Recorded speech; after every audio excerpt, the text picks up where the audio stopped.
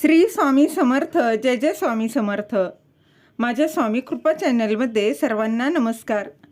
स्वामी महाराजांच्या कृपेने तुमच्या सर्व चांगल्या इच्छा पूर्ण होत ही स्वामी महाराजांच्या चरणी प्रार्थना करते आणि आजच्या या नवीन व्हिडिओला सुरुवात करते.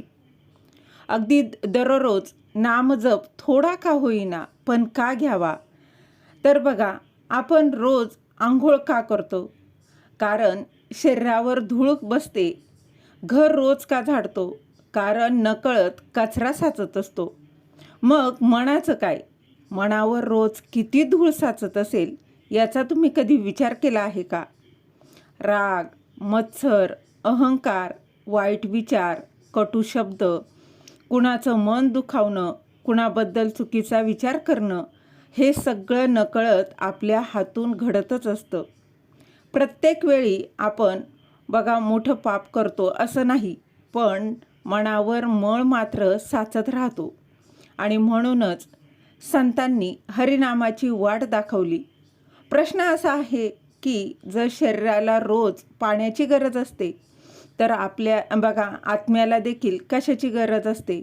तर आत्म्याचं अन्न काय आहे? त्याचं उत्तर संत एका शब्दात देतात, बरोबर ना? तर बघा, जसं की गुरुचरित्रात, भागवतात, इतर संत साहित्यात वारंवार सांगितलं आहे की कलियुगात नामा इतकं सोपं आणि प्रभावी साधन दुसरं कोणतंही नाही. मोठमोठी तपश्चर्या प्रत्येकाला जमेलच असं नाही. कठोर व्रत, वैकल्य प्रत्येकाला पेलवतील असंही नाही.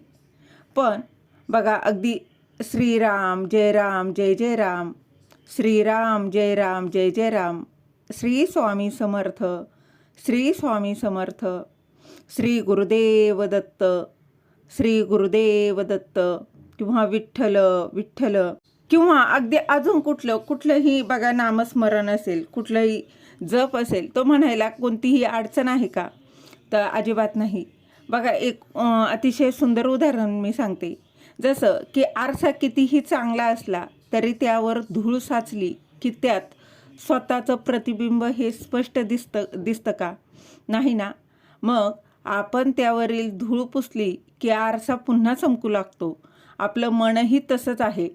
मनावर संसाराची धूळ साचते आणि मग देव, गुरु, भक्ती, शांती यांचं प्रतिबिंब हे दिसेनासं होतं. नाम म्हणजे त्या आरशावर फिरवलेलं स्वच्छ कापड आहे. जितकं बघा नाम तितकं मन निर्मळ. किती सोपं आहे ना सगळं. बघा, अग्नीमध्ये टाकलेलं लाकूड जसं हळूहळू जळून राख होतं, तसं हरिनामाच्या अग्नीमध्ये पापांचं बघा जे काही संस्कार आहे ते जळत जातात. मग प्रश्न पडतो, चांगली गोष्ट आहे. बघा, प्रश्न पडला की उत्तर मिळतंच. आपण रोज शरीरासाठी इतकं करतो, पण आत्म्याच्या शुद्धीसाठी 5 मिनिटंही देऊ शकत नाही का? तर विचार करा, रोज हजारो विचार मनात येत असतात आणि त्यातले कितीतरी विचार आपल्याला परमेश्वराकडे घेऊन जातात. किती विचार मनाला शांत करतात आणि किती विचार बघा मन अधिक अस्वस्थ करतात.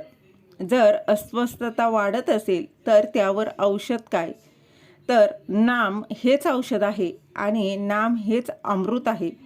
म्हणून अगदी रोज किती नाम घेतलं यापेक्षा प्रेमानं, श्रद्धेनं, विश्वासानं किती नाम घेतलं त्याला खूप महत्त्व आहे ना.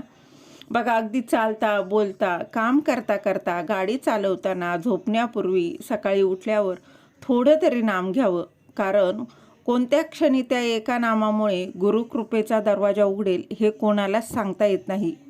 रोज नकळत पाप होत असेल तर रोज नकळत नामही होत राहू द्या. बघा, कारण पापाचा हिशोब यम ठेवतो, पण नामाचा हिशोब स्वतः भगवान ठेवतात.